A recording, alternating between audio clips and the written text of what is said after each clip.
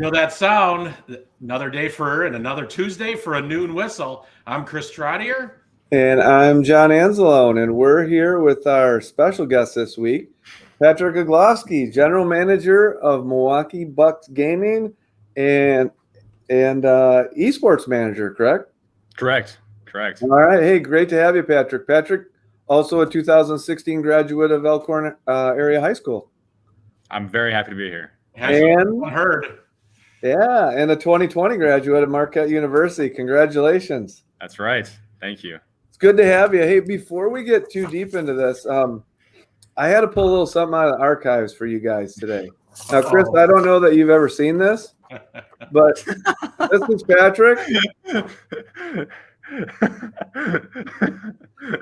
that's how he used to come to baseball practice when he was in high school.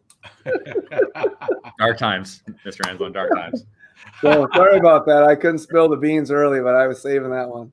Those shirts exist only in my high school bedroom's closet now. I do not take those with me. Well, more importantly, they still fit, Patrick?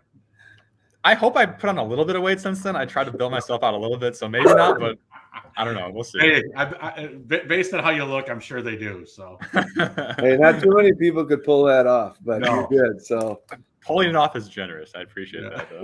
Yeah.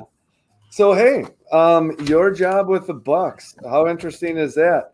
I guess starting off, I'm going to ask you about something that I read in an article that came out of the Marquette Wire back in September of 2022.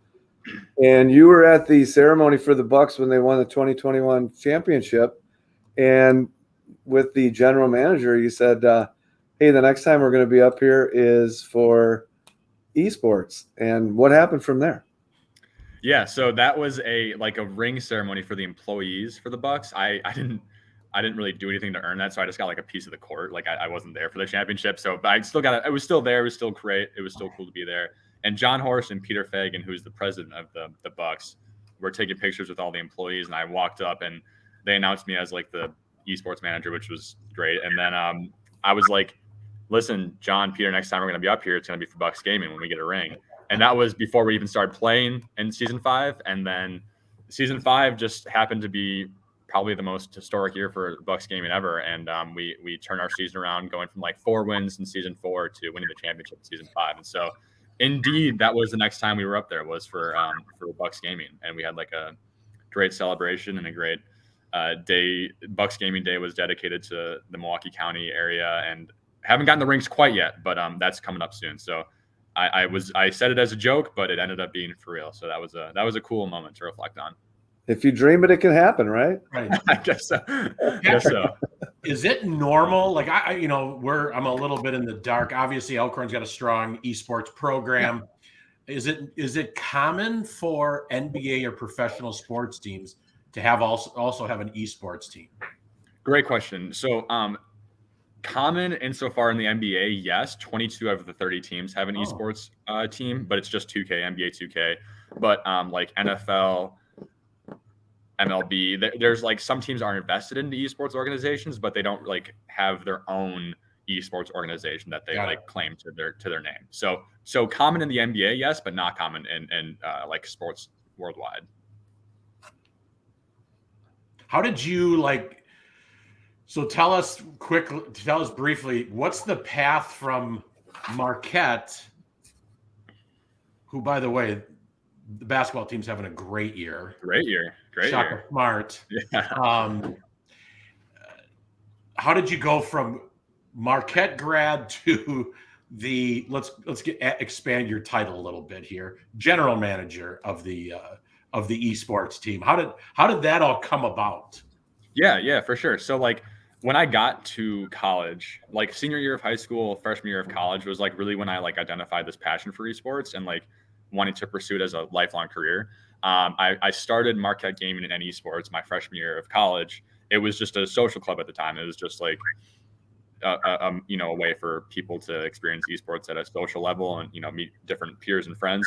And then it became really pursued, like the competitive part was really being pursued. Like I had a lot of requests to make it a competitive team, so we made competitive teams, and I managed like 8 to 9 throughout those 4 years in different esports titles, and that like really let me know personally that this is what I want to do. Like, this is my dream job. Like so I just started networking with tons of esports professionals in the area. And I say that word knowing that college graduates and high school graduates hate that word, but it's the truth. Like, you just need a network. And so I made a little bit of a name for myself in the Wisconsin esports area and industry. And I knew the prior esports manager at the Milwaukee Bucks. His name was Andrew Buck. I knew him. And he recognized me through my work with Marquette. And like, I just networked with him and stayed in touch with him for several years. And he departed in 2021. And so they were looking for a replacement. He recommended me. So it just worked out that I was looking for a job, right time, right place. I made the right connection. Networking is not always an instant gratification sort of tool. It can be like a long-term return on investment. So 3-4 years of networking with one individual made me get a job that I'll always be grateful for. So it's a great story. Who plays, like, who's on your team? How do you pick? How do you draft? What age are they? Yeah, so you have to be 18 minimum. You have to be graduated from high school. I have a point guard, shooting guard, small forward, power forward, and center. So 5 on our team. They all control their own individual character, person, avatar, whatever you want to call it. And then I have a coach that I hired 2 months into the job. So you scour social media. You watch YouTube for hours. You watch Twitch streams, which is like a gaming platform, for hours. You're all over Twitter. I had to make a work Twitter specifically for this job to be able to like integrate myself into the community. It's just, you really have to just know what you're looking for, why you're looking for it, and how to build a team correctly. And I did a bunch of research and just saw that like super teams don't always have the most success in the 2K League. It's more about like people that can gel together and fit together as a team, have the same winning mentality, and play for each other, not themselves. And I through the interview process, we interviewed like 80 people, and I just decided that me and my coach decided that these 4 guys that we drafted last year were gonna gel well together. They're gonna play for each other, not for their stat line at the end of the game. They're gonna want to win that game instead of you have 30 points and lose. So it was a great way to make that new team. So tell me, I'm going to go back to something you said. Yeah. You slid it in, and you said that something about college students not liking the term networking. Yeah. So tell me a little bit about, like, is that so common? Like, it's just like, wah, wah, like your parents tell you to clean your room, or like, give me a little background on that. I'm curious about that. Definitely clean your room vibes. Like it's just like, because I think because of that idea that there isn't an instant gratification behind like networking, it's much more of a long-term thing. It just, people, I don't think, realize the full value of it. And I didn't either myself. Like when I was a freshman, I was like, why is everybody telling me to network all the time? It's like, how good can I, like, what good can a morning coffee like session with like my professor do for me? But it's like, what you don't realize is it's not just, it's that relationship you build, but then they'll also introduce you to other people. And then you have like this massive branch of network and network that you have that like connects you with so many people and so many different types of people. And like sooner or later, like the you can connect with one person freshman year, and all of a sudden maybe they got a crazy job, and then they're doing a startup company and they needed somebody to run social media for them, and they know you like social. And it's like that sort of 3-4 year path is so valuable. My intern, I hired him at Marquette Gaming and Esports, and now he works for the Bucks and does Bucks game. Now he's gonna be traveling to DC with us every year. Like that was a networking connection he had with me that helped him get this great job that he loved. So it's like, if you hear people tell you to network, it works. Like make a LinkedIn, like go have a call with somebody, go to coffee with somebody that you admire or has like a job you want. The long-term benefits are just extremely fruitful. Do you think that's hard because as humans sometime or young adults, we want to see the value in it? It's like, oh yeah, so I go talk to that person, or so I go meet with that person. What's the big deal? Like, I don't have anything maybe I'm looking for or I need at that point. Like we look at the value versus just the relationship and the knowledge. And then, like you said, that expanding network of people they know, or you bump into them and they're like, oh, hey, what's going on? Absolutely. I couldn't agree more. It's like they don't see the initial value. And so they just kind of write it off as like a waste of time maybe, or just like something that's not worth it in the long run. Kind of like reality, exercising. If I don't see my muscles growing, like I'm done for now, right? No, absolutely. Like it's you got to keep your heart healthy. Make sure you hit 60, hit 70. Like that's definitely the value in it. And like, I mean, I landed my dream job, and I will hopefully maintain it for years to come because of a connection. Like I literally fell into this job because of a networking connection. So like that, and I'm not unique. Like that happens to many different people. So I couldn't recommend that sort of path enough. Well, I think we had a local partner who did a survey of Walworth County, Kenosha, and Racine County employers.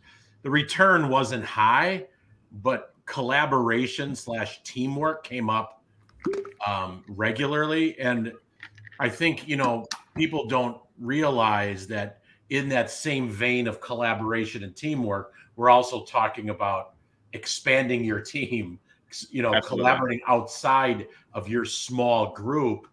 And it just bears so many fruits as you talked about. Absolutely. What other qualities, you talk about the networking, which obviously incorporates communication and being able to express your ideas and communicate with people and, introduce yourself to people. What other qualities have you found, since leaving high school that in the job world or your dream job world that were beneficial to you? Yeah.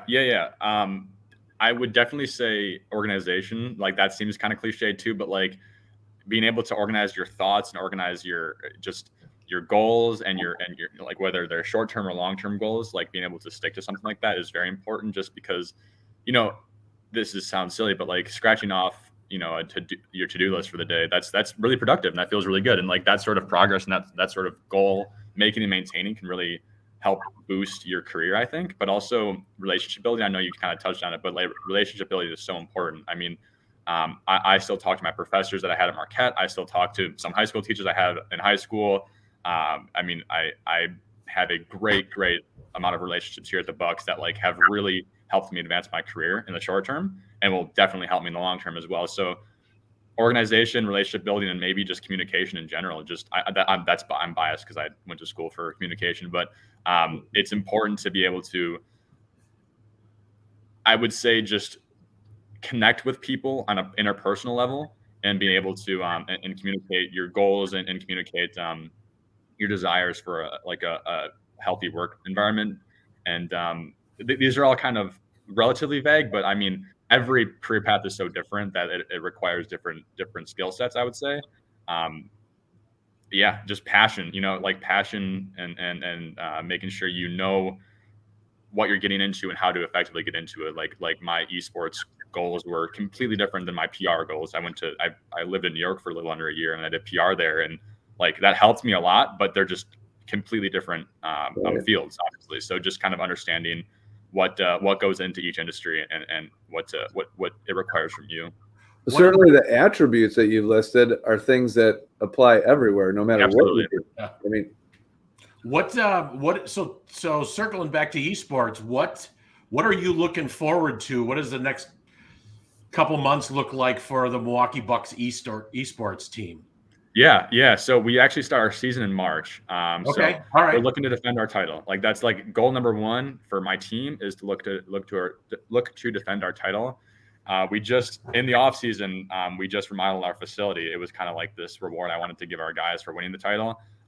It's every day we walk in, we see that big, beautiful trophy. So that's goal number one, is to defend that thing. And then I would say goal number two is I really want to be able to expand our organization to a public venue. So like when I say that, it's like I want to be able to have a practice arena by the Pfizer Forum or in the Deer District where people can come watch us play. People can rent it out for like esports competitions. There'll be like a great big main stage for people to be spectators at a tournament or a competition, and just have like a great public venue that we can really relate to our consumers and target demographic as well. And then beyond that, I want to be able to expand into this is like years down the road, but I want to be able to expand into different esports titles. So like Elkhorn, Rocket League and Smash are two big ones. Smite's another big one. Like something like that where we bring Bucks Gaming to compete in multiple different games instead of just 2K. Make Bucks Gaming an esports organization as opposed to a 2K team. Sure. So linguistics at that point. Yeah, congrats to you, Patrick, for great. landing your dream job and all you do, and all you're gonna do. Thank you very much. That means a lot. Well, tell us, Patrick, what do we got for? We always like to close. We could talk to you for hours, but the viewers tell us that 15 to 20 minutes is our limit. There you go. John's more verbose than I am, so that's okay. I'm lying. But we always like to close with shout outs and thank you. So we'll start off with you. Who's a shout out or thank you want to toss out so all the viewers can hear?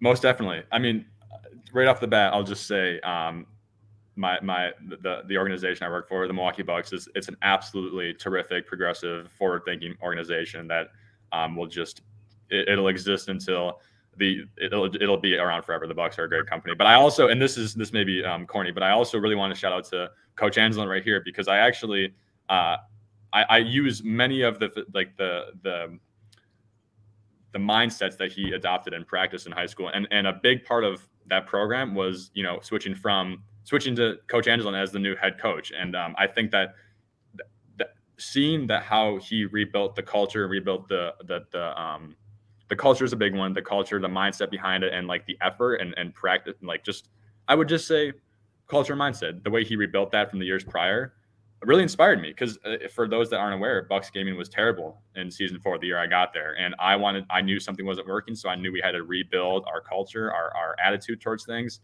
And every day I tell my players, you can control 2 things, and that's attitude and effort, and that's what Coach Anslin told us every day at practice. So definitely, it does not go unsaid that you take a lot from your the leaders that led you in your younger days. So awesome. Absolutely. Yeah. I shout out to Coach Anslin. It was a big high school baseball was a great time for myself, and awesome. Learned a lot of stuff there. All right, John, you're up. Don't give it back. Don't give it back. Follow that. Thank you, Patrick. That was very nice. And I guess I'm just going to pass it on to you today and just be a listener. Okay. Wow. You just want to relish in that. I'm marinade. Incredibly nice. I love it. And I thank you. I just want to thank, actually, this is a broad thank you. I want to thank the Elkhorn community for continuing to support education, for continuing to invest in not only our current students, but graduates like Patrick, and give us, you and I, John, the opportunity to connect with them and also celebrate our amazing alumni. We got a great story. This is one aspect of telling it, and we're just very fortunate to be a part of that community. And on that note, here we go. All right. Thanks, Patrick. Thanks, Patrick. Thanks, Go Bucks. All right. Go Bucks.